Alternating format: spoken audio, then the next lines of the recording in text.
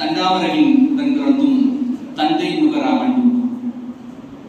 வண்டோ காணாததையிருந்தும் வந்து கமலமதும் பண்டே பழகி இருந்தால் அறியார் கொள்ள நல்லோரை கண்டே கலித்தங்கு உறவாடி தமிழ் கலப்ப கற்றோரை என்ற அற்புதமான விவேக சிந்தாமணியின் வரிகளோடு அனைத்து அன்பு நெஞ்சங்களுக்கும் என்னுடைய முதற்கின் வணக்கத்தை தெரிவித்துக் கொள்கிறேன்.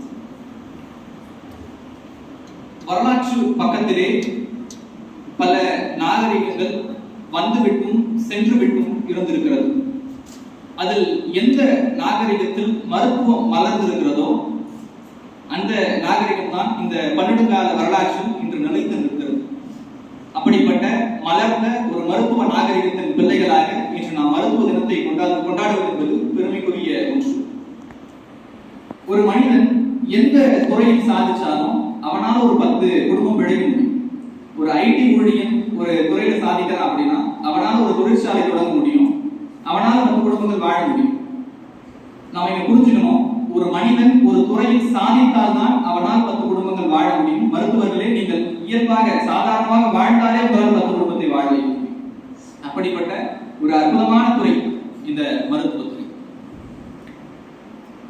இந்த உலகத்திலே எதை பெற வேண்டும் என்றாலும் பணத்தை கொடுத்து வாங்க முடியும்.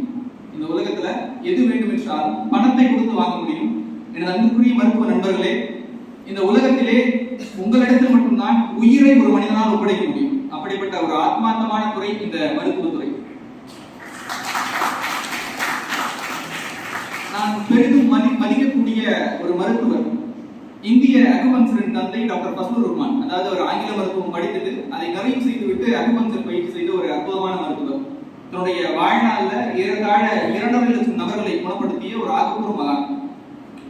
அவர் கிட்டத்தட்ட ஒரு 18-19 நூல்கள் எழுதியிருக்காரு. அதுல இறைவழி மருத்துவம்னு ஒரு நூல். அந்த நூலுக்கு அழகா ஒரு விஷயத்தை கொடுத்திருப்பாரு. நீங்கள் முயற்சியை கைவிடுங்கள் அப்படிங்கிற ஒரு விடயத்தை குறிப்பிட்டிருப்பாரு. இதனை முதலில் நான் கேட்கும்போது எனக்கு வித்தியாசமா இருந்துச்சு. முயற்சி செய்யுங்க அப்படிங்கறத கேள்விப்பட்டிருப்போம். முயற்சியை கைவிடுங்கள் இந்த வாக்கியமே வித்தியாசமா இருந்துச்சு. அதற்கான அர்த்தம் என்ன அப்படிங்கிறத புரிந்து கொள்வதற்கு ஒரு நெடிய காலம் எடுத்துக் கொண்டது என்றுதான் சொல்ல முடியும். காரணம் என்ன அப்படின்னா, நாம் எந்த ஒரு விடயத்தை விரும்பி செய்கிறோமோ அது நமக்கு கஷ்டமா தெரியாது, முயற்சியா தெரியாது, அது நம்முடைய விருப்பமாக மாறும். அப்படித்தான் எந்த ஒரு துறையை, எந்த ஒரு வேலையை நாம் விரும்பி செய்கிறோமோ அது வேலையாக தெரியாது, நம்முடைய விருப்பத்தால் நடக்கக்கூடிய ஒரு செயலாக தெரியும். எங்க அப்பா அடிக்கடி சொல்லுவாரு, நம்ம செய்யக்கூடிய தொழில் நமக்கு பாதுகாப்பு, அந்த தொழிலுக்கு நாம பாதுகாப்பு.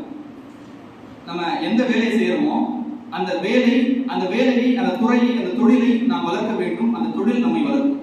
அதே மாதிரி நாம் செய்யக்கூடிய இந்த மருத்துவம் நமக்கு இந்த மருத்துவத்திற்கு நாம் அரணாக வாழ வேண்டும். அனைத்து நண்பர்களுக்கும் தேசிய மருத்துவர்கள் தின வாழ்த்துக்கள். நன்றி.